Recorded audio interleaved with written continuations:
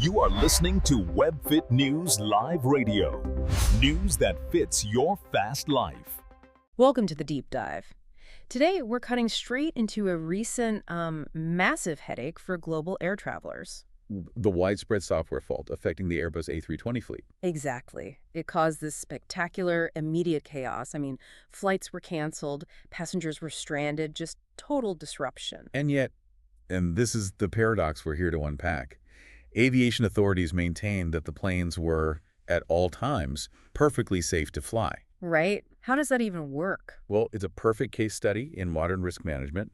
We've got a ton of sources detailing the technical issue, the travel breakdowns, especially those vivid stories coming out of New Zealand. Yeah, some of those were intense. So our mission is to connect these dots. Yeah. How does a technical issue trigger what one person called a stampede at the rebooking counter? And at the same time, serve as proof that the global safety systems are actually working. Exactly. The fact that a problem big enough to halt global traffic is still called precautionary, not an emergency, that says everything about how modern aviation is managed. Okay, so let's get into the nuts and bolts. What was actually affected here? Well, the scope was just massive. The alert from Airbus, it covered two major versions of this aircraft. The workhorse of the skies. It really is. Yeah. We're talking the A320neo, that's the newer engine option, and the A320ceo, the classic model. So together, that's a huge slice of the world's commercial aircraft. A huge slice. Millions of seats, tens of thousands of flights every single day. So what was the fault? Was it some kind of, mechanical breakdown they suddenly found? Not at all. It was an issue deep inside the flight control software. Okay. Specifically, it was traced back to corrupted data. And this wasn't a complete surprise either. Oh, really? Yeah, it had actually surfaced earlier in the year.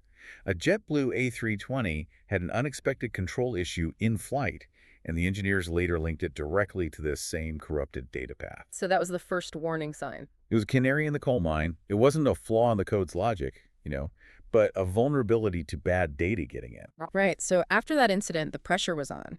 Airbus and EASA, the European Union Safety Agency, they started pushing airlines to get a software update done fast. Precisely. And when that global alert finally went out, that urgency turned into, well, visible chaos on the ground. Which brings us to New Zealand. The sources painted a really dramatic picture there. They did. You have airlines like Air New Zealand, which operate something like 37 A320s, and Jetstar. They had to suddenly pull planes from rotation for checks. And those planes are the backbone of their domestic routes. Absolutely. The fallout for travelers that Saturday morning was intense. Hundreds of passengers at Auckland Airport, and then boom, simultaneous cancellations. The busy morning flights? Busy morning flights to Queenstown, to Christchurch, routes where every single seat matters. The bottleneck was just instant. And that's when you get the stampede. That's the quote.